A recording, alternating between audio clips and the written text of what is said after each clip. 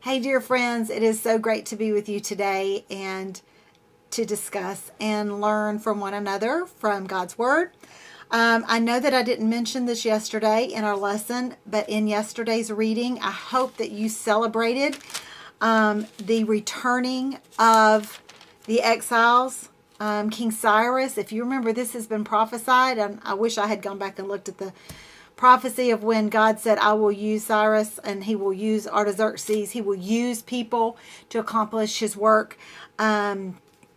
But that was mentioned yesterday, and I didn't mention it, or that was in our reading yesterday, and I didn't mention it. But what an exciting day, because then it leads us to today.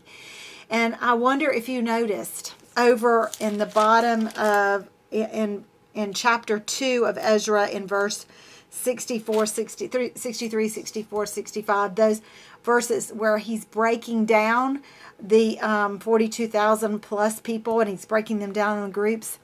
Did you notice that 200 that were returning were singers? They not only were taking sacrifices, but they were taking singers.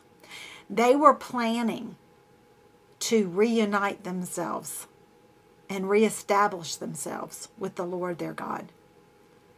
They were going with the purpose and the intent of unification back with God and with each other. And I love that. I love chapter 3, verses 12 and 13. If you haven't, read those out loud. If you just want a little skin prick and a little tingling under your skin, read that. And if that doesn't light your fire, as they say here in the South, that doesn't light your fire, your wood's wet. I mean, seriously, who could not get excited about these words? So read those 12 and 13 of Ezra 3. But I want us to focus on verse 3 in Ezra 3. Even though the people were afraid of the local residents, they rebuilt the altar at its old site. Then they began to sacrifice burnt offerings on the altar in the morning and each evening. So they came prepared to connect with God and with each other, and to get back to the basics of what they knew they were supposed to be doing all along. And the priest wept, and they were so excited, and the people were shouting. It was just a great moment, a great time. I don't want to say it's a moment, because these sacrifices took a long time, and these festivals took a long time, and you know that rebuilding took a long time as well of the altar. But here's what I want us to look at. Even if I fear,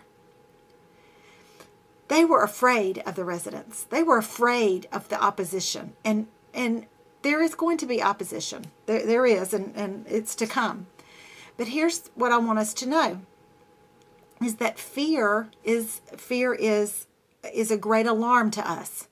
When we sense fear, we do need to step back and go, okay, am I doing the right thing? Is this God warning me about something? Or am I just scared and I'm not trusting God? And when we are in a right relationship with God, and that means we're spending time with Him, we are in His Word, we are praying, we're in our usual places, doing our usual things, and we know what the Lord is, we know how to understand the Lord's wooings with us and groanings to us. We understand those. When He tells us in our spirit to back off or to move forward, even though we're afraid to move forward, He'll be with us. And they know that even though they're afraid, they can trust God, because He did exactly what He said they were going to do. They went into exile. He took care of them. He's wiping out their enemies, and He's bringing them back. He's gathering them up. So He's a trustworthy God. And they knew that, and we need to know that as well. And so there's just a few things about fear that we need to remember. Is they didn't stop their work because they feared. They kept doing what they were supposed to be doing. Fear is normal. It's normal. In the moment, fear is normal. And as long as we don't allow the fear that we experience in the moment to become a permanent residence and to drain our faith, then we're not in sin. But the moment that we allow these in-the-moment fear experiences steal our faithfulness to God and steal our trust in God, then we're sinning, because that means we're living in unbelief and we're living in doubt rather than in trust and belief of who God is and who God says He is, and that God can do what He says He's going to do. So fear is normal. They didn't have to tell them. They didn't have to stop and say, God, I'm afraid. God knew they were afraid. He knew that they were afraid. And He knows that you're afraid.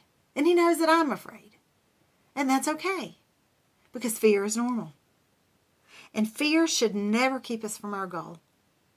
Once we have determined that this is just a in-the-moment fear, and this God does want us to pursue, God does want us to proceed, once we've satisfied that, then we need to move forward, fear and all, because fear is normal, and God is greater than our fear.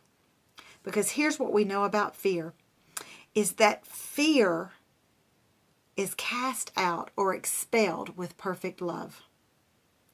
And John talks about that in 1 John. He says this, such love has no fear, because perfect love expels all fear. If we are afraid, it is for fear of punishment. And this shows that we have not fully experienced His perfect love. And that perfect love is not our love for Him, it's His love for us. So when we fear and we let that consume us, we're telling Him we don't really believe that He loves us perfectly. And that love is defined as perfectly perfected, completely completed love. There's no error in it.